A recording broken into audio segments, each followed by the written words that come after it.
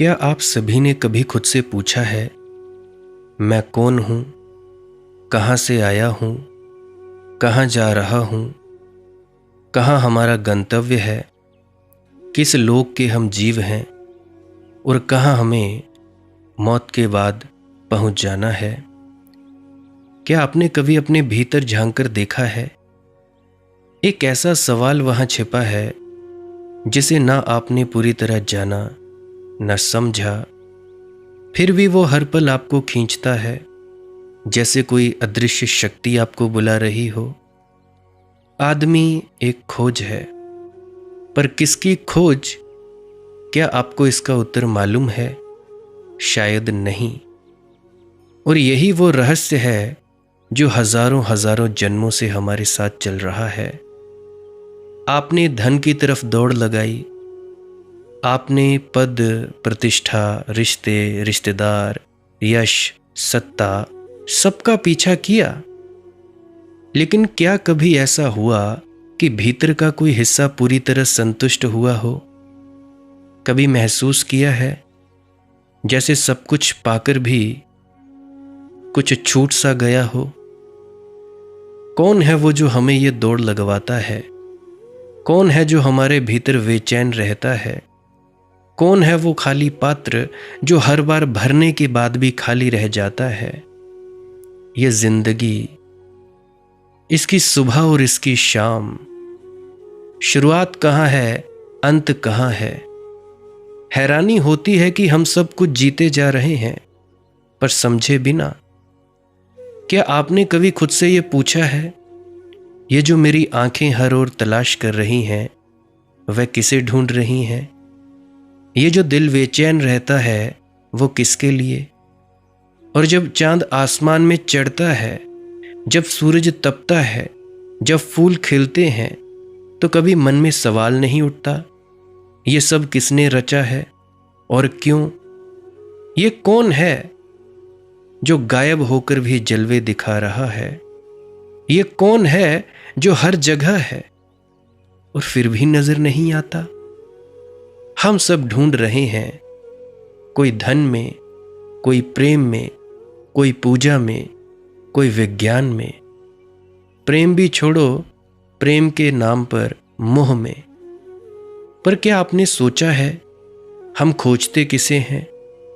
यह भी तो हमें नहीं पता। और शायद यही सबसे गहरा प्रश्न है, आखिर वह कौन है जो भीतर हमारे खोज को जन्म दे रहा है? जवाब अभी तक नहीं मिला। अगर नहीं मिला तो इस वीडियो में हम साथ मिलकर उस अदृश्य की ओर कदम बढ़ाएंगे, उस अनदेखे स्रोत की ओर जो हमारी बेचैनी का कारण भी है और उसकी शांति का समाधान भी। ये कोई सामान्य जानकारी नहीं है, ये वो अद्भुत रहस्य है जो जान लिया तो जीवन बदल जाएगा।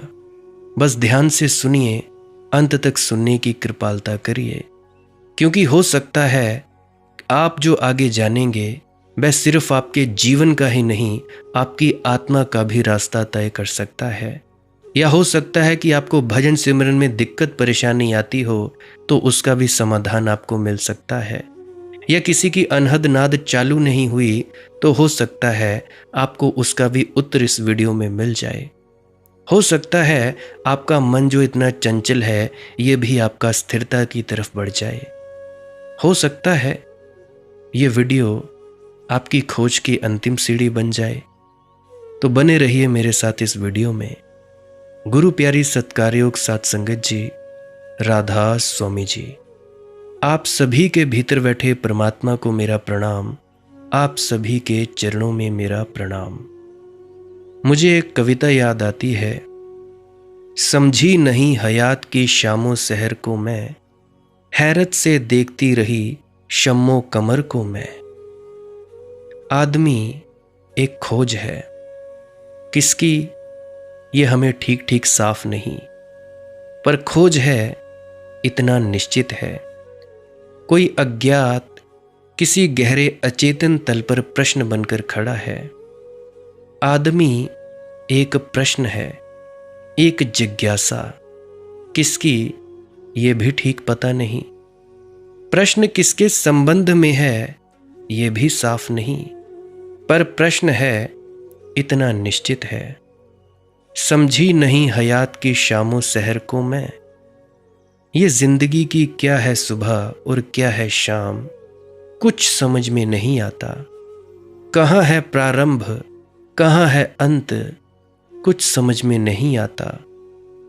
समझी नहीं हयात की शामों सहर को मैं, हैरत से देखती रही शम्मो कमर को मैं। चांद कहाँ से सूरज कहाँ से, ये विस्तार ये ब्रह्मांड, इसके पीछे कौन छिपा है, क्या इसका राज है। ये कौन गायवाना है जलवे दिखा रहा, इस सारे उत्सव के पीछे कौन छिपा है। कौन है गुप्त इस सारे रहस्य के पीछे, किसके हाथ हैं किसके हस्ताक्षर हैं, ये गीत किसके गाए हुए फूल हैं। ये कौन है बेताब पा रही हूं जो अपनी नजर को मैं, और जब तक इसका पता न चल जाए तब तक आंखें खोजती ही रहती हैं। तब तक आंखें खोजती ही रहेंगी, तब तक प्यास जलती ही रहेगी। और तुम ऊपर ऊपर से कितने ही अपने को समझाने के उपाय करो, वे सब उपाय देर अवेर टूट जाएंगे।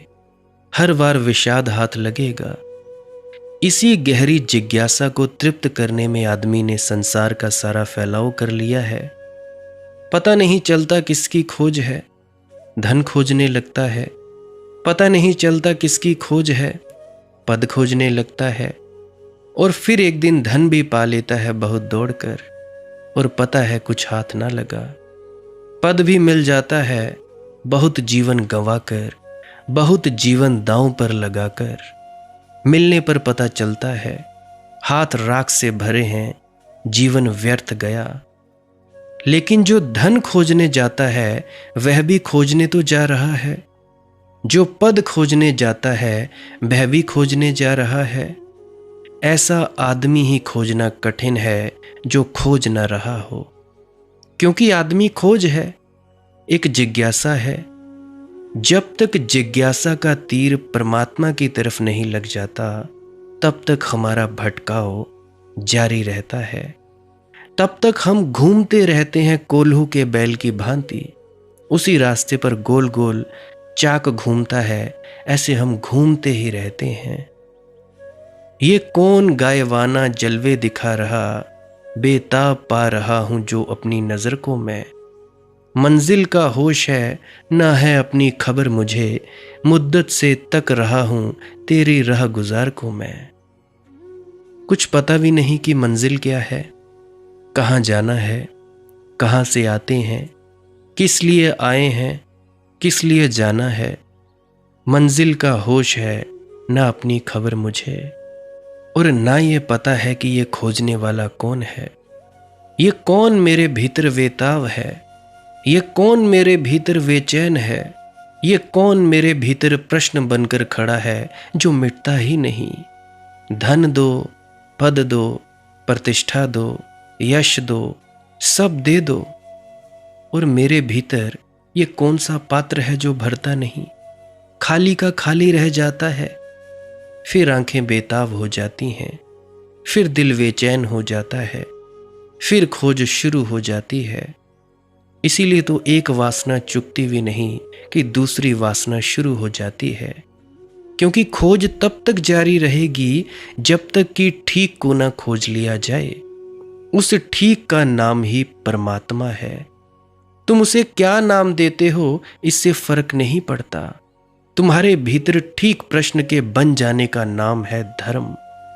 ठीक प्रश्न के बन जाने का नाम धर्म है, और ठीक प्रश्न एक ही है, गलत प्रश्न हजार हो सकते हैं। जब तक तुम्हारे भीतर ठीक प्रश्न निर्मित नहीं हुआ है, ठीक जिज्ञासा नहीं बनी है, तब तक तुम कुछ तो पूछोगे ही, पूछना ही पड़ेगा। आदमी का स्वभाव है, वह आदमी की नियति है। तुम कुछ तो तलाशोगे, तलाशना ही पड़ेगा। उससे बचने की कोई सुविधा नहीं है। ईश्वर को इनकार कर दो, फिर भी खोज जारी रखनी पड़ेगी।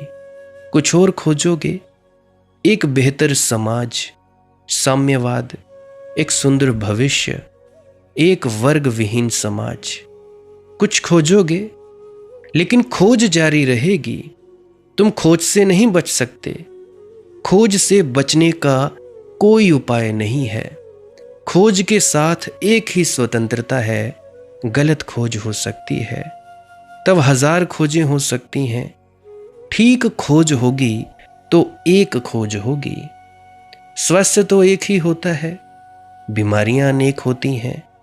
जब मैं स्वस्थ हो जाऊं, जब तुम स्वस्थ हो जाओ, जब कोई और स्वस्थ हो जाए, तो स्वस्थ में भेद नहीं होता।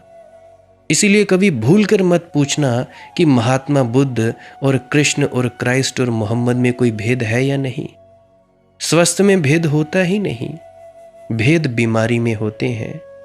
तुम्हारी बीमारी अलग, मेरी बीमारी अलग। कोई टीबी लिए चल रहा है, कोई कैंसर लिए चल रहा है, किसी को डायबिटीज है, किसी को कुछ है तो किसी को कुछ है।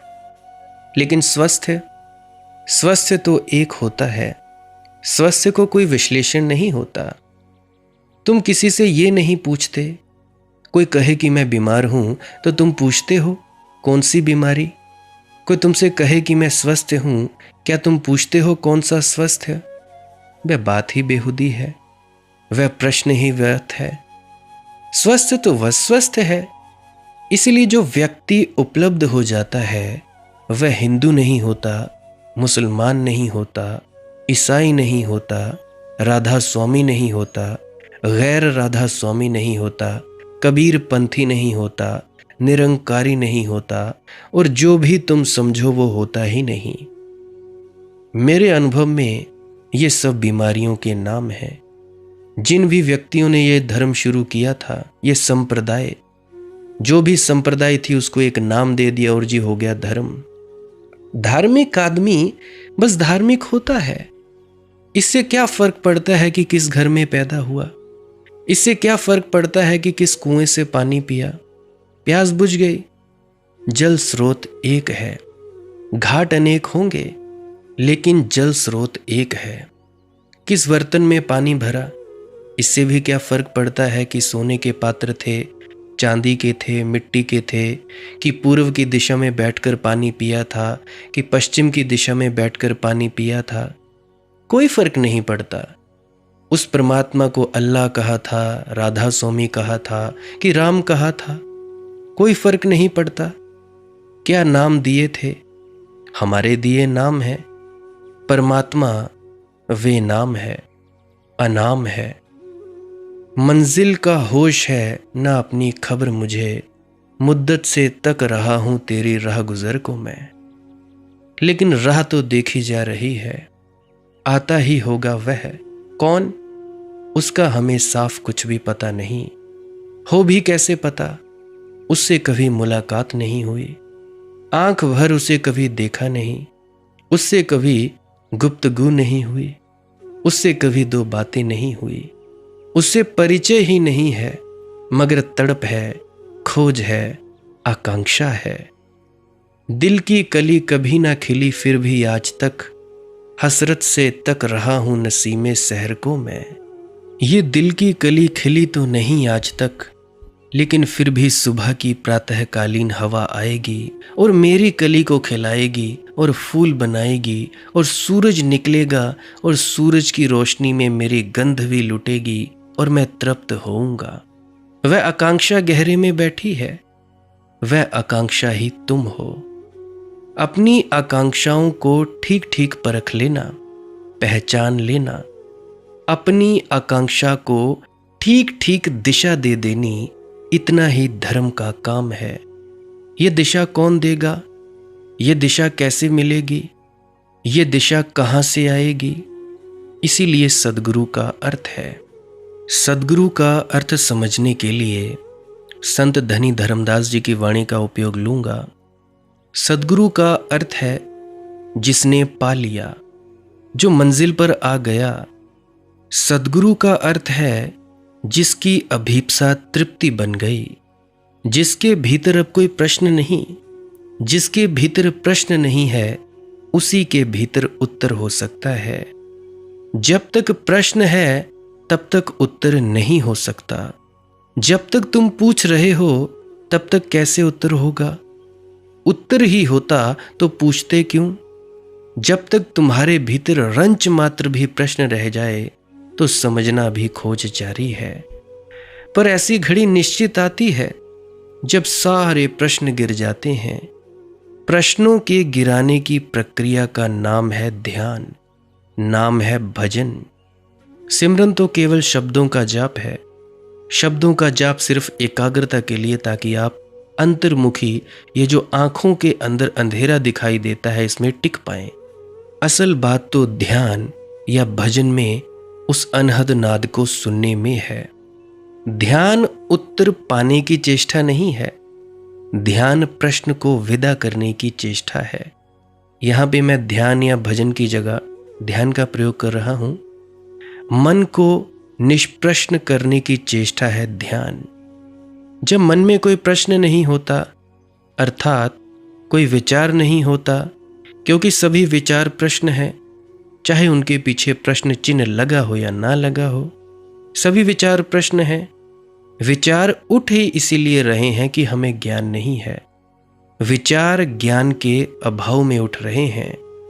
जानते ही विचार समाप्त हो जाते हैं, या विचार समाप्त हो जाएं तो जानना हो जाता है। एक ही सिक्के के ये दो पहलू हैं। जिस व्यक्ति के सारे विचार समाप्त हो गए हैं, जिसके भीतर सन्नाटा छा गया है, जिसके भीतर अब तरंगे नहीं उठती, जिसे अब कहीं जाना नहीं है, जो अब किसी रास्ते पर बैठकर राह नहीं देख रहा है, जिसकी राह पूरी हो गई, जिसकी प्रतीक्षा का अंत आ गया, जो तृप्त है, जिसके भीतर परम संतोष की वर्षा हो गई, उसे सद्गुरु कहा है। उसके पास उत्तर है। ऐसे किसी व्यक्ति को खोज लेना अत्यंत जरूरी है। जिसके पास उत्तर हो, उससे दोस्ती बना लेना जरूरी है। उसके साथ गांठ बांध लेना जरूरी है। उसके साथ बंधते ही तुम्हारे जीवन में रूपांतरण शुरू हो जाता है। उसके पास होने का नाम है सत्संग। उससे जुड़ जाने का नाम है शिष्यत्व। धनी धर्मदास जी ने कबीर को पाया, तब लिखे हैं बड़े सारे उन्होंने वाणियां। बाबा कबीरदास जी को पाया उन्होंने, लेकिन कठिनाई आएंगी जो उन्हें आई। उन्होंने कहा, हमरे का करे हंसी लोग, लोग हंसते हैं। धनी धर्मदास जी सफल व्यवसायी थे, यानी कि आज के बिजनेसमैन अंबानी अडानी सब तरह से सफल व्यक्ति थे। खूब धन था, प्रतिष्ठा थी, सम्मान था। और एक दिन अचानक बाबा कबीर के साथ पागल हो गए। फिर घर ही ना लौटे।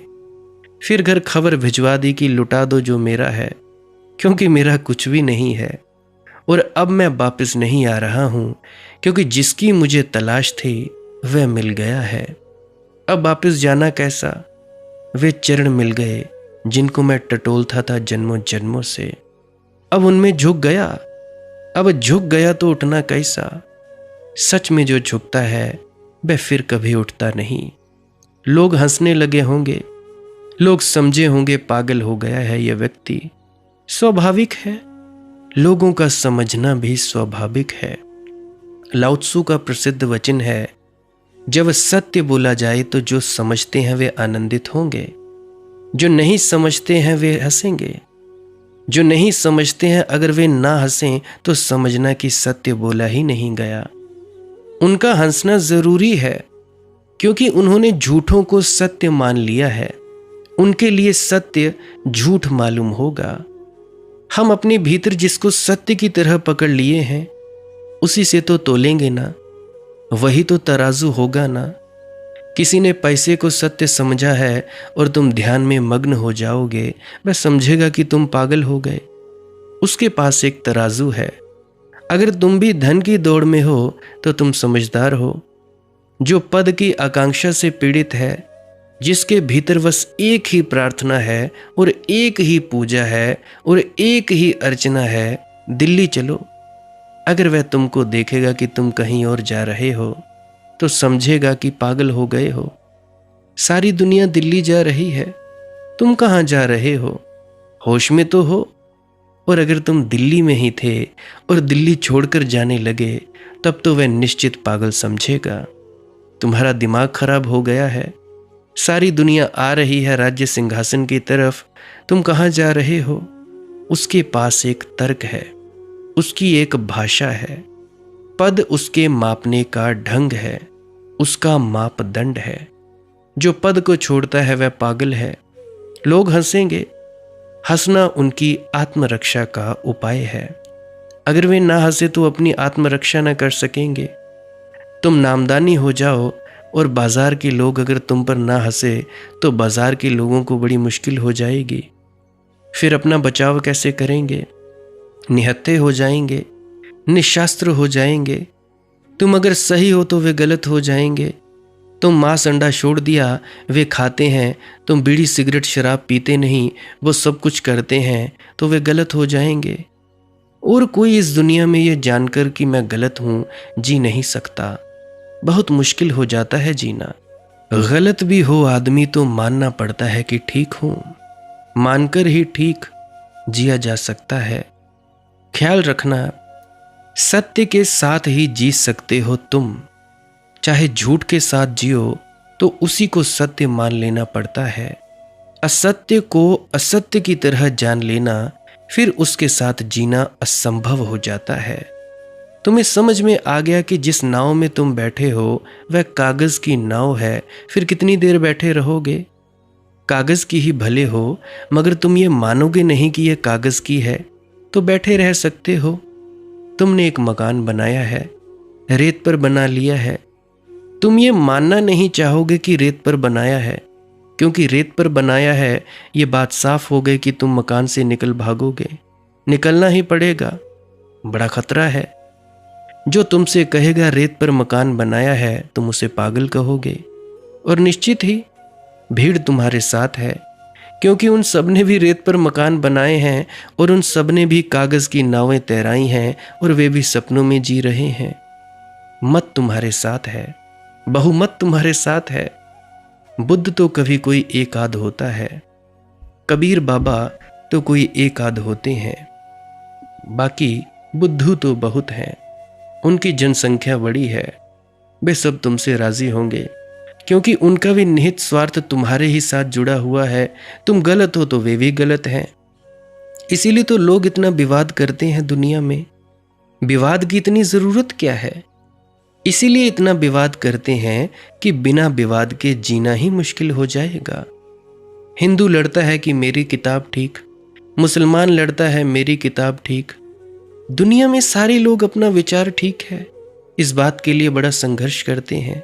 क्यों? असल में जितना उन्हें पता लगता है हमारी बात कहीं गलत ना हो, उतने ही जोर से संघर्ष करते हैं। कंपनसेशन, एक परिपूरकता है उनमें। जितना तुम भीतर डरे हुए होते हो कि कहीं ऐसा ना हो मैं गलत हूं, तुम उतने ही आक्रामक ढंग से अपने को सिद्ध करना चाहते हो कि मैं सही हूं। जो आदमी अपने को बहुत आक्रामक ढंग से यही सिद्ध करना चाहता है, पक्का जान लेना कि उसके भीतर भी शक उठने लगा है, उसके भीतर भी संदेह जगने लगा है। संदेह ने सिर उठाया है। वह किसी और को नहीं समझा रहा है, वह जोर से चिल्लाकर अपने को ही समझा रहा है कि मैं ठीक हूं। और वह मत इकट्ठे करेगा, क्योंकि जब बहुत लोग उसके साथ हों तो उसे भरोसा आ जाता है कि इतने लोग गलत नहीं हो सकते। मैं एक गलत हो सकता हूं, इतने लोग गलत नहीं हो सकते। इसीलिए तो लोग भीड़ का हिस्सा बनते हैं। इसीलिए तो तुम अकेले खड़े नहीं होते। हिंदू की भीड़, मुसलमान की भीड़, जैन की भीड़, ईसाइयों की भीड़, राधा स्वामियों की भीड़, निरंकारियों की भीड़, और भी न जाने क्या क्या भीड़। तुम भीड़ के हिस्से बनते हो, तुम अकेले खड़े नहीं होते। तुम कभी ये नहीं कहते कि मैं हूं, व्यक्ति, इंसान हूं। तुम कहीं ना कहीं समाज, समूह, क्लब, पार्टी, धर्म, कहीं ना कहीं अपने को जोड़ते हो, क्योंकि अकेले शक उठेंगे, संदेह उठेंगे, उनको दबाओगे कैसे?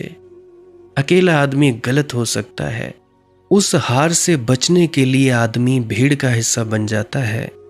भीड़ का हिस्सा बनते ही तुम्हारी चिंता समाप्त हो जाती है। भीड़ में एक बल है, भीड़ में एक सम्मोहन है, एक जादू है, भीड़ का एक मनोविज्ञान है। और जब इस भीड़ के विपरीत कोई चलेगा तो ये भीड़ हंसेगी, जोर से हंसेगी, ये तिरस्कार करेगी, ये इनकार करेगी, ये मजाक उड़ाएगी। जरूरी है ये इसकी आत्मरक्षा के लिए जरूरी है, अन्यथा इस सारी भीड़ का क्या होगा। जब महात्मा बुद्ध ने राजमहल छोड़ा और जब वे राजमहल छोड़कर अपने राज्य से चले गए, तो जिस राज्य में गए उसी राज्य का राजा, उसी राज्य परिवार के लोग उनको समझने आए। वे अपना राज्य छोड़कर इसीलिए गए थे कि राज्य के भीतर रहेंगे तो पिता आदमियों को समझाने भेजेंगे। मगर वे बड़े हैरान हुए कि जिनसे कोई संबंध न था, जिनसे कोई पहचान न थी, वे राजे भी समझाने आए। यही नहीं, जिनसे उनके पिता की दुश्मनी थी वे भी समझाने आए। तब तो बहुत महात्मा बुद्ध चकित हुए कि इनसे तो पिता का जीवन भर विरोध रहा, ये तो दुश्मन थे, एक दूसरे की छाती पर तलवार लिए खड़े रहे। दुश्मन क्यों समझाने आया? दुश्मन को तो खुश होना चाहिए कि अच्छा हुआ, बर्बाद हुआ एक परिवार। क्योंकि महात्मा बुद्ध अकेले बेटे थे, इकलौता बेटा भाग गया घर से, ये परिवार नष्ट हो गया। बाप बूढ़ा था, इकलौता बेटा भाग गया। अब इस परिवार का कोई भविष्य नहीं है। इस परिवार को नष्ट किया जा सकता है, इसके राज्य को हड़पा जा सकता है। लेकिन नहीं, वे भी समझाने आए। क्यों समझाने आए? क्योंकि महात्मा बुद्ध ने समस्त राज परिवारों में तहलका मचा दिया था। उनको भी शक पैदा होने लगा, हम ये सिंहासन पर बैठे जो कर रहे हैं, क्या ये ठीक है?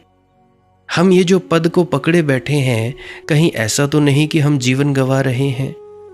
कहीं यह आदमी भाग आया जो सिद्धार्थ ही सही ना हो? ये संदेह उठने लगे। ये गहरे संदेह थे। इन गहरे संदेहों को दबाने के लिए एक ही उपाय था, इसको किसी तरह समझा बुझाकर वापस कर लो। ये आदमी प्रश्न चिन्ह बन गया। राजाओं ने कहा कि हमारे घर आ जाओ, तुम्हारी पिता से नहीं बनती होगी, कोई फिक्र ना करो। अगर पिता से नहीं बनती हम समझ सकते हैं, ये तुम्हारा राज्य है, इसको अपना समझो। मेरी बेटी जवान है, उससे विवाह कर लो। मेरी अकेली ही बेटी है, तुम ही इस राज्य के मालिक हो जाओगे। ये तुम्हारे पिता के राज्य से दुगना बड़ा राज्य है। लेकिन बुद्ध हंसते, वे कहते कि छोटे और बड़े राज्य का सवाल नहीं है, राज्य ही व्यर्थ है। मेरे पिता से कोई झगड़ा नहीं है, मेरा कोई विरोध नहीं है किसी से। मुझे इस जीवन की तथाकथित सुख सुविधा, इस जीवन की तथाकथित पद प्रतिष्ठा व्यर्थ दिखाने पड़ने लग गई है। तब एक खाई से निकला और दूसरी खाई में गिरूं। मुझे क्षमा करो, धन्यवाद तुम्हारी कृपा का। लेकिन जिन राजाओं ने उनसे आकर प्रार्थना की थी, वे सो न सके होंगे रातों में। उनके मन में विचार उठते रहे होंगे, कहीं यह ठीक ना हो। और क्यों ना उठेंगे विचार? क्योंकि जिंदगी उन्होंने भी गंवाई है। पाया क्या है? प्रमाण तो सब बुद्ध के पक्ष में है, भीड़ उनके पक्ष में है। इस भेद को ख्याल में कर लेना। प्रमाण तो धर्म के पक्ष में है, भीड़ संसार के पक्ष में है। प्रमाण तो ध्यान के पक्ष में है, भीड़ धन के पक्ष में है। तुम भी जीवन से जानते हो क्या पाया है संबंधों में, सफलता में, दौड़ धाप में, आपाधापी में। गवाया होगा कुछ, पाया क्या है? लेकिन अगर तुम इस बात की घोषणा करोगे कि यहाँ कुछ भी नहीं है, अगर एक चोर घोषणा कर दे कि मैं साधु होता हूं, बाकी चोर हंसेंगे कि पागल हुआ, इसने बुद्धि गवाई। हमरे का करे हंसी लोग। धनी धर्मदास जी कहते हैं कि लोग हमारी हंसी क्यों कर रहे हैं? हमने कुछ बुरा तो नहीं किया। मोरा मन लागा सदगुरु से, भला होए क्या खैर। मेरा मन सदगुरु से लग गया है। इसमें लोगों के हंसने का कारण क्या है? अपेक्षा का क्या कारण है? मेरे विरोध का क्या कारण है? और मैं परम सुख को उपलब्ध हो रहा हूं। फिर मेरा गुरु ठीक हो कि गलत हो, भला होए कि खोर, इससे किसी को प्रयोजन क्या है? मैंने धन से मोह लगाया था, कोई हंसा नहीं। किसी ने मुझसे नहीं कहा था कि धन कहीं बुराई में ना ले जाए, और धन बुराई में ले जाता है। गरीब आदमी आमतौर से भला होता है, बुरे होने के लिए भी तो सुविधा चाहिए ना। पद बुराई में ले जाता है। जिनके पास सत्ता नहीं है वे बुराई भी करेंगे तो कितनी बुराई कर सकेंगे। लॉर्ड एक्टन का प्रसिद्ध वचन तुमने सुना होगा, नहीं सुना होगा कोई बात नहीं, मैं सुना देता हूं। वो ये था, power corrupts and corrupts absolutely. उससे मैं राजी नहीं हूं और राजी हूं भी। एक्टन ठीक कहता है और ठीक भी नहीं कहता। ठीक इसीलिए कहता है कि जो भी सत्ता में जाते हैं वे सभी सत्ता के द्वारा व्यविचारित हो जाते हैं। सत्ता उन्हें नष्ट कर देती है, सत्ता उनकी साधुता छीन लेती है। मगर यह सत्ता का कसूर नहीं है। जिन कारणों में एक्टन से सहमत नहीं हूं, यह सत्ता का दोष नहीं है। ये भ्रष्ट लोग थे ही, सिर्फ इनके पास सत्ता नहीं थी, इसलिए साधु बने थे। साधु बिना सत्ता के आदमी बन सकता है, असाधु बनने के लिए सत्ता चाहिए। अगर अपनी पत्नी के पास ही घर में बैठे रहना हो, इसके लिए बहुत धन की जरूरत नहीं है। लेकिन वैश्या के घर जाना हो या पराई स्त्री से संबंध बनाने हो तो फिर धन की जरूरत पड़ती है। किसी से झगड़ा इत्यादि न करना हो, शांत जीवन बिताना हो तो इसके लिए कोई बड़ी सुविधा की जरूरत नहीं है। लेकिन लोगों की छाती पर चढ़ना हो, लोगों की गर्दनें काटनी हो, गोलियां चलानी हो उनकी छातियों में, लोगों को नीचा दिखाना हो, फिर सत्ता की जरूरत है। सत्ता के पीछे राज ही क्या है? लोग क्यों चाहते हैं सत्ता? क्योंकि सत्ता के साथ ही उनके हाथ में शक्ति आ जाती है, और शास्त्र के साथ वे जो सदा करना चाहते थे, शक्ति के साथ वे जो सदा करना चाहते थे और कर नहीं पाते थे, अब कर सकते हैं। सत्ता नहीं किसी को नष्ट करती, सत्ता नहीं किसी को विकृत करती, विकृत लोग सत्ता की तलाश करते हैं। इस देश में तुमने देखा, रोज रोज ये होता रहा। 1947 में जब देश आजाद हुआ तो जो लोग सत्ता में गए साधु लोग थे, भले लोग थे। किसी ने कभी सोचा नहीं था कि इनमें कुछ बुराई हो सकती है, और भले आदमी कहाँ खोजते। तकली चलाते थे, चरखा चलाते थे, खादी पहनते थे, शाकाहारी थे, भजन कीर्तन करते थे, अल्लाह ईश्वर तेरो नाम, सबको सन्मति दे भगवान, ऐसी ऐसी सद्भावनाएं करते थे। और अच्छे आदमी तुम पाते कहाँ से? सब महात्मा थे। लेकिन सत्ता में गए तो हालत बदल गई। एक ही व्यक्ति जो सत्ता में जाने से बचा रहा, नाम था उनका महात्मा गांधी। नहीं गए, जा सकते थे, कोट पैंट पहनकर बैठ सकते थे कुर्सियों पर, तख्तियों पर। सत्ता में जाने से ही बदल गई बात, जो दूसरे लोग थे। तो मैं तुमसे ये कहना चाहता हूं कि भीतर इनके आकांक्षा तो कुछ और थी। ये जो ऊपर ऊपर से राम राम जप रहे थे, वह बगल में सिर्फ छुरी ही दबाए हुए बैठे थे। और ये रोज रोज होता है। हर बार सत्ता बदलती है दुनिया में, और हर बार नए आदमी पहुंचते हैं। जब वे जाने के रास्ते पर होते हैं तो बड़े साधु होते हैं। सत्ता में पहुंचते ही साधुता धीरे धीरे विसर्जित हो जाती है। सत्ता आदमी के भीतर छिपे हुए असाधु को प्रकट कर देती है। धन आदमी के भीतर छिपी हुई बुराई को बाहर ले आता है। धन अतूत है इस लिहाज से। आदमी की पहचान करनी हो तो धन दो। आदमी की परख तभी हो जाएगी जब उसके पास धन हो। उसको धन दे दो पूरा और तुम उसकी असलियत को जान लोगे। असलियत उभर कर ऊपर आ जाएगी।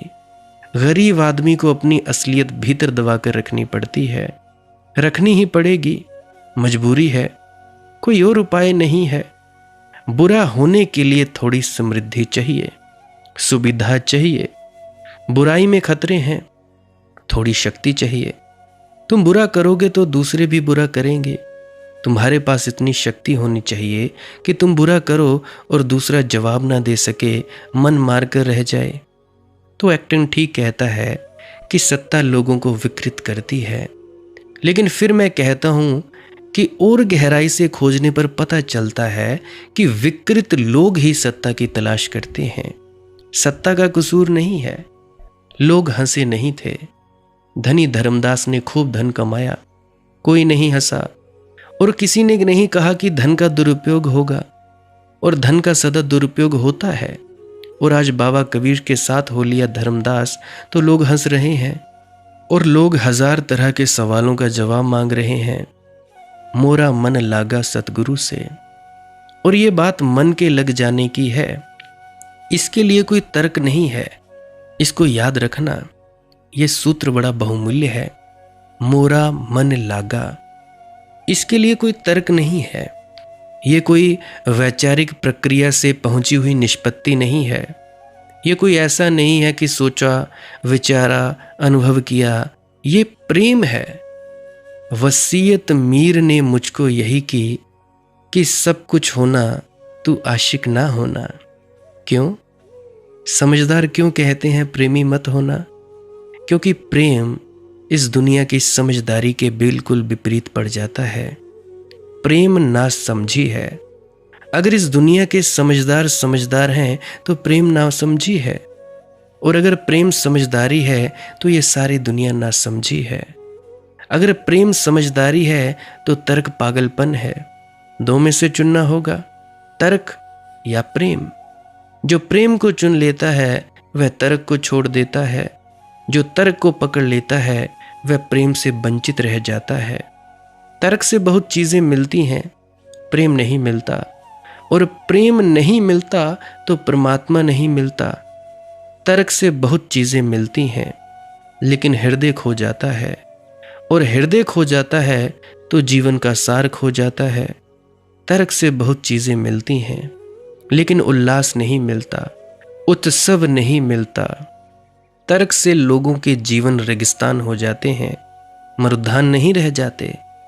उनमें फिर फूल नहीं खिलते। फूल तो प्रेम से खिलते हैं, फूल तो बेबूझ प्रेम से खिलते हैं।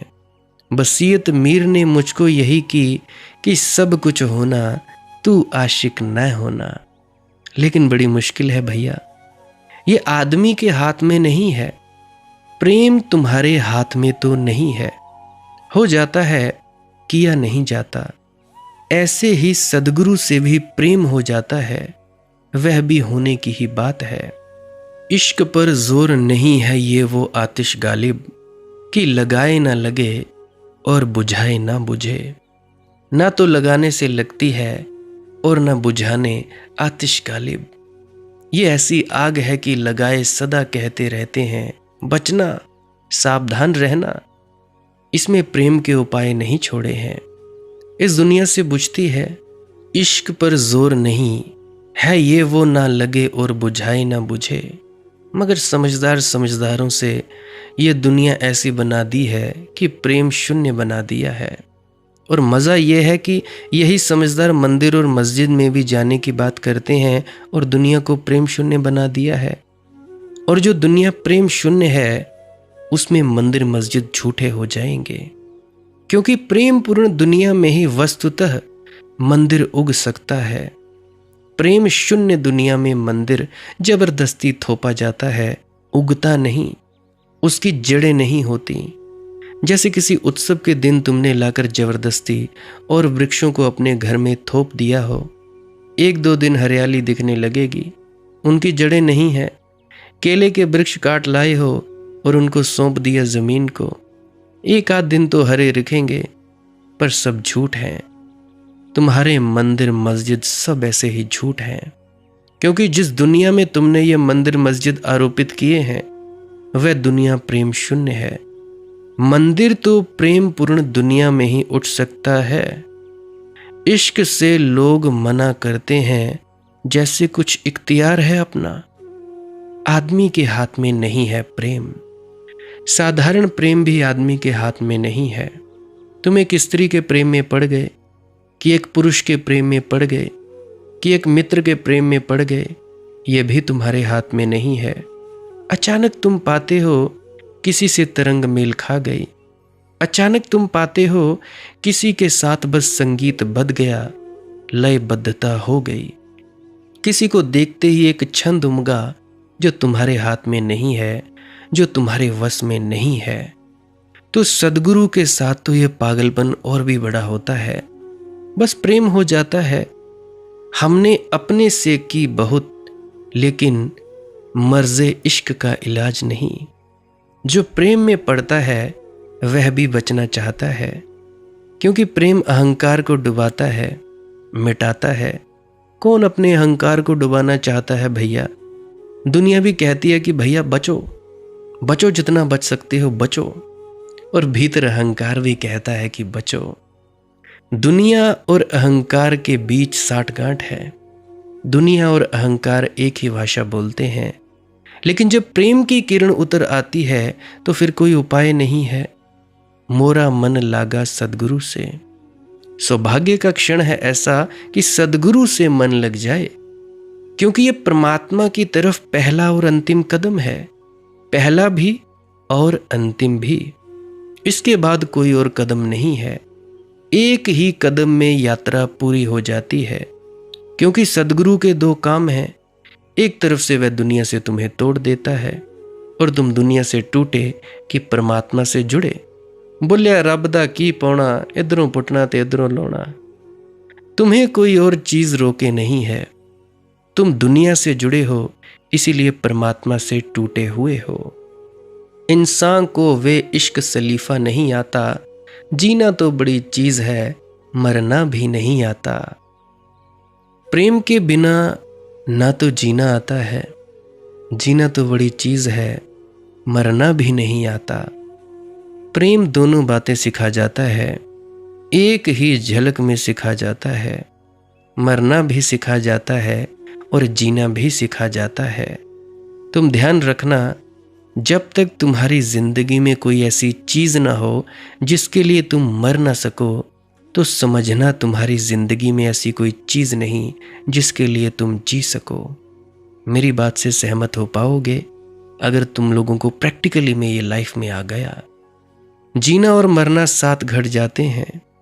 जब तुम्हारी जिंदगी में ऐसी कोई चीज होती है कि तुम उसके लिए जिंदगी भर भी न्यौछावर कर दो, तभी तुम्हारी जिंदगी में अर्थ होता है, तभी तुम्हारी जिंदगी में कोई अभिप्राय होता है, और तभी तुम्हारी जिंदगी में कोई गीत होता है।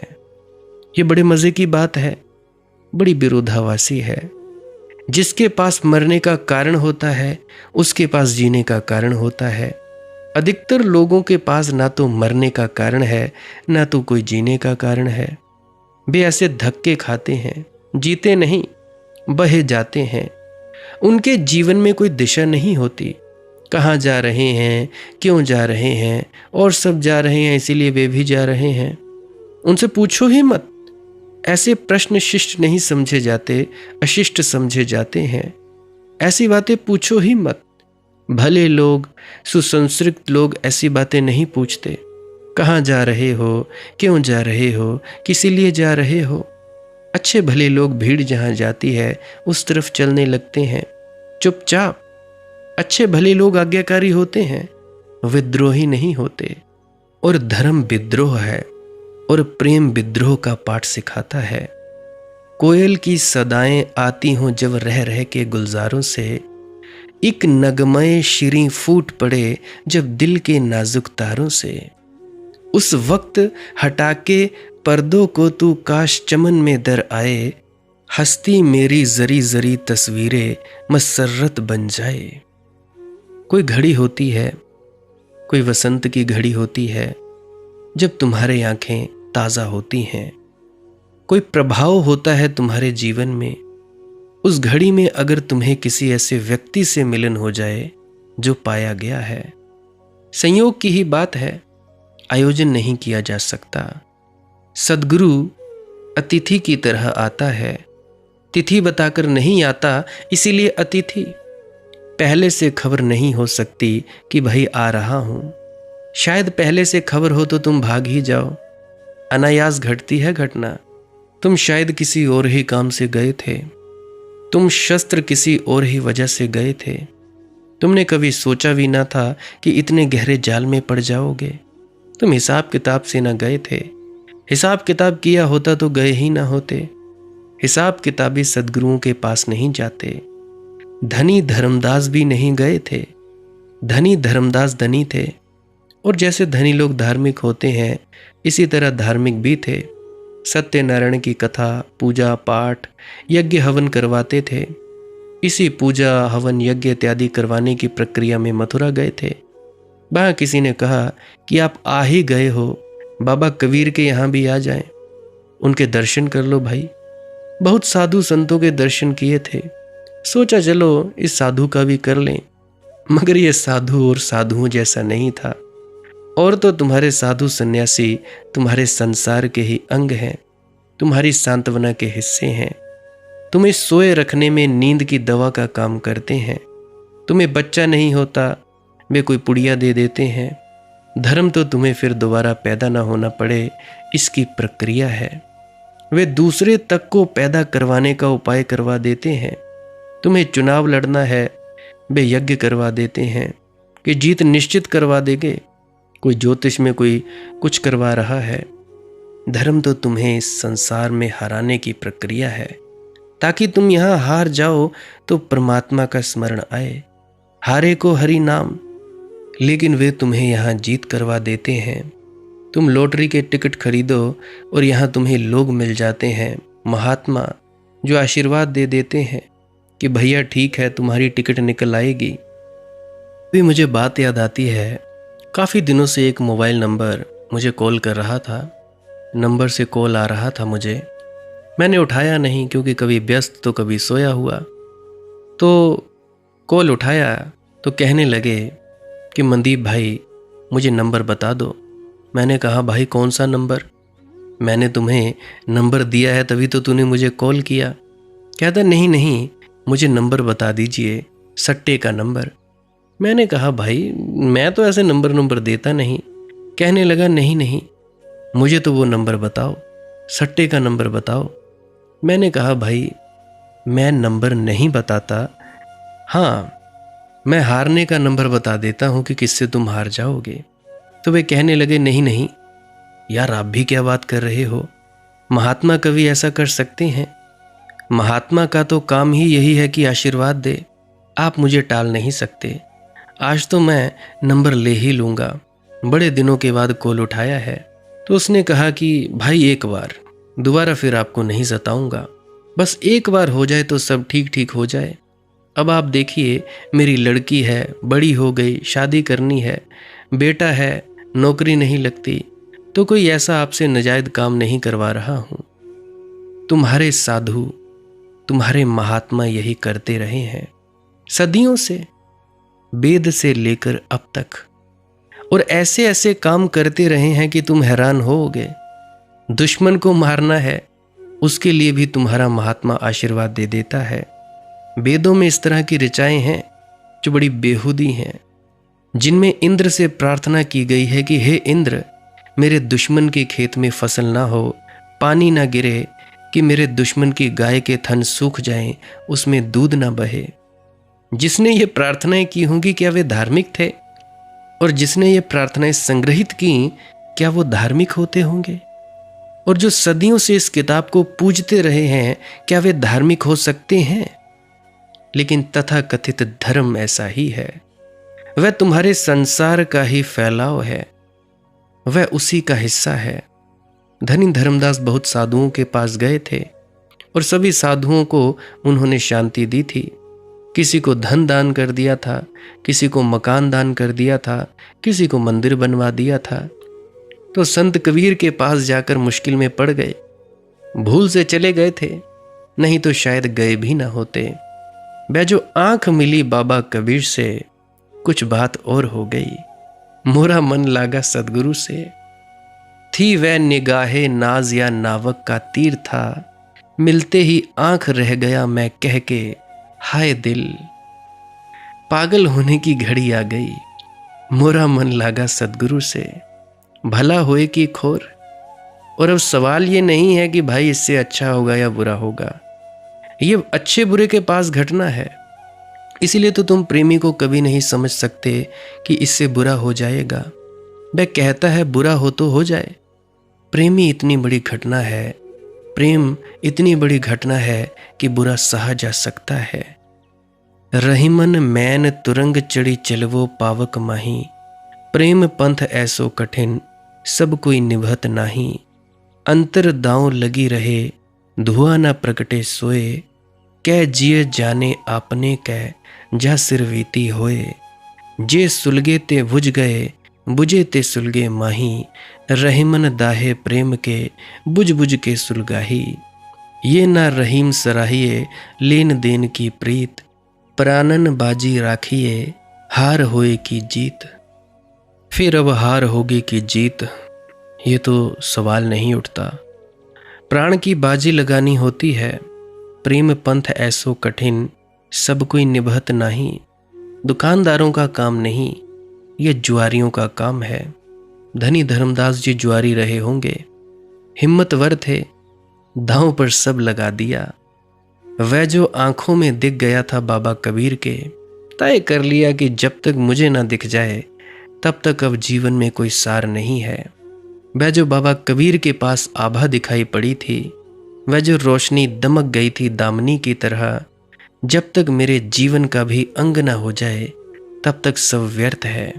सब दांव पर लगा दिया, लौटे ही नहीं। कहा बात खत्म हो गई। अब तक जो मिले थे बस नाम मात्र के महात्मा थे। आज महात्मा से मिलना हुआ। अब तक तो जो महात्मा मिले थे वे धनी धर्मदास से ही कुछ पाना चाहते थे। आज पहली दफा कोई महात्मा मिला जिससे धनी धर्मदास को कुछ मिल सकता था, जिससे वे वस्तुतः धनी हो सकते थे। ऐसा ही होता है। मुझे बाबा कबीरदास जी के एक वचन याद आ रहा है। उसके बाद मैं वाणी को विराम दूंगा, और जिनकी अनहद नाद नहीं चालू हुई है वो अगली क्लिप को ज़रूर सुन के जाइएगा। भजन सिमरन क्या है उसको भी ज़रूर से सुनकर जाइएगा। कोई प्रश्न है तो कमेंट सेक्शन में लिख सकते हो, कोई दुख तकलीफ़ है कमेंट सेक्शन में लिख सकते हो। हमारा कर्म है प्रार्थना करना, बाकी मालिक की मौज है, वो जाने उसका काम जाने। तो मुझे याद आती है एक पंक्ति बाबा कबीर साहिब जी की, सेवक सेवा में रहे, सेवक कहिए सोए। सेवक सेवा में रहे, सेवक कहिए सोए। कहें कबीर सेवा बिना, सेवक कभी न होए। सेवक सेवा में रहे, सेवक कहिए सोए। कहें कबीर सेवा बिना,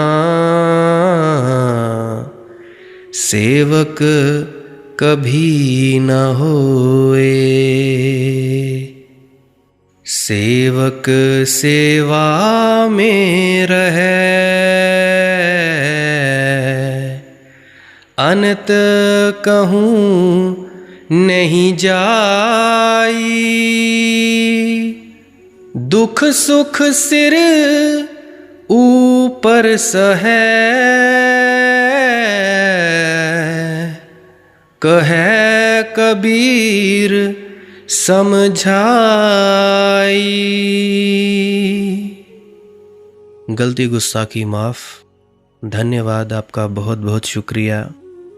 ध्यान में डूबते रहें, भजन सिमरन करते रहें, श्वास क्रिया करते रहें। भजन सिमरन क्या है, श्वास क्रिया क्या है, अभी मैं क्लिप लगाने जा रहा हूँ, कृपया उसको भी सुन के जाइएगा। भजन सिमरन क्या है? भजन और सिमरन दो अंग हैं। सिमरन है कुछ शब्दों का जाप करना जो आपको आपके सद्गुरु द्वारा बताए जाते हैं। कोई भी जाप हो सकता है, कोई भी शब्द हो सकते हैं। करना क्या है? किसी कमरे में बैठ जाइए, या रात को बैठ सकते हैं, सुबह बैठ सकते हैं, या जब भी आपको फुर्सत के लम्हे मिले बैठ सकते हैं। तो जब बैठें तो शरीर को बिना हिलाए डुलाए बैठना है। जो बैठ नहीं सकता तो वो लेट जाए, जो चौकड़ी नहीं मार सकता वो टांगे सीधी कर ले। कोशिश ये रहनी चाहिए कि ज़्यादा से ज़्यादा वक्त शरीर को बिना हिलाए डुलाए बैठा जाए। उसके बाद अपने शब्दों का जाप शुरू कर दें। आंख बंद रखें। आंखों पर ज़्यादा जोर नहीं लगाना है, कोई कष्ट नहीं देना है, नहीं तो सर में दर्द होगा और फिर आप लोगों को परेशानी हो सकती है। तो आपने क्या करना है, चुपचाप शांत होकर बैठे रहना है, शब्दों का जाप शुरू कर देना है। जितनी देर भी आप करना चाहो, आधा घंटा, पौना घंटा, 10 मिनट, 15 मिनट, या जितनी भी आपको आपके सदगुरु द्वारा दिया गया निर्देश है, जितना निर्देश है उसका पालन कीजिए। और उसके बाद दूसरा स्टेप करना बड़ा ही ज़्यादा ज़रूरी है। वो क्या है, वो उसी अवस्था में बैठे रहें या आसन भी बदल सकते हैं। ये जो शब्दों का जाप होता है ये एकाग्रता के लिए होता है, ताकि मन की एकाग्रता आ जाए। और जब मन की एकाग्रता आ जाए फिर दूसरा कदम क्या है, धुन सुनने के लिए बैठना। चुपचाप बैठे रहें, आंख बंद है, शब्दों का जाप बंद कर देना है। और अगर कोई भी आपके गुरु महाराज है, उनको आप स्मरण कर रहे थे, याद कर रहे थे, आंखों के सामने शक्ल ला रहे थे, तो उसको लाना बंद कर दीजिए। शब्द धुन सुन रही है तो सुनते रहिए, आंख बंद करके अंधेरे में ही टिके रहें। टिके रहना है और ये इच्छा नहीं करनी है कि कुछ दिखे, कहीं पहुंचा जाए, परमात्मा को पाना है, ये करना है, वो करना है। याद रखें, ना कुछ समझना है, ना कुछ देखना है। ऐसे ही अज्ञानी होकर इसी अंधेरे में पड़े रहें। इसी अंधेरे में पड़े रहना है बस। उसके बाद जो होगा सो होगा। और अगर कोई अनुभव हो भी गया तो इससे ये नहीं कि अगली बार फिर से कामना करनी है कि ये वैसे ही हो। कामना ही सबसे बड़ी अड़चन है, इच्छा ही सबसे बड़ी अड़चन है, किसी चीज़ की तृष्णा करना ही सबसे बड़ी अड़चन है, मांग ही वासना है। अगर परमात्मा चाहिए तो कुछ नहीं मांगना है, चुपचाप बस बैठो, अपने आराम में बैठो, अपने विश्राम में बैठो। धीरे धीरे धीरे वो होगा जो होना चाहिए। अगर मैं ज़्यादा बोलूँगा तो आप लोग फिर से उसकी कल्पना कर लोगे कि जी ऐसा होता है, खंड ब्रह्मांड ऐसे होते हैं, चांद तारे दिखेंगे, फलाना ढिकाना। तो मैं ऐसा नहीं कहूँगा। मैं बस इतना कहूँगा, जो कुछ दिखता है, कुछ भी दिख जाए, वो मन है, वो माया है। जो नहीं दिखता वही आत्मा है, वही आत्मा में होना है। अब जैसा कि तुम लोग इसी अंधेरे में टिके रहोगे, तो कुछ दिनों के बाद या महीनों के बाद एक प्रकाश आएगा। वो प्रकाश पूरे शरीर में फैलता जाएगा और धीरे धीरे तुम इस प्रकाश के सहारे अपने आप में स्थित होगे। अब देखो, इस प्रकाश को देखने वाले भी तुम हो और इस शब्द धुन को सुनने वाले भी तुम हो। अब जो ये शब्द धुन को सुनता है और प्रकाश को देखता है, ये तुम हो। तो अपने आप में स्थित होना है, अपने आप को जानना ही सच्चा आत्मज्ञान है। खुद को जानना, खुद को जान लिया, मालिक को फिर जान जाओगे। तो इतनी सी प्रक्रिया है। और आगे आप श्वास क्रिया भी कर सकते हो। ये मुझे बताई गई थी विजय शर्मा जी द्वारा। वो एक उच्च कोटि के संत हैं, तो उन्होंने मुझे बताई और मेरा फ़र्ज़ बनता है कि आप सभी को बताऊं। वैसे तो मैं रोज़ रोज़ बताता हूँ, फिर भी आज फिर से बता रहा हूँ। श्वास क्रिया क्या है, नाक से सांस लेना है, मुंह से छोड़ना है। लंबा सांस लेना है नाक से और मुंह से छोड़ देना है।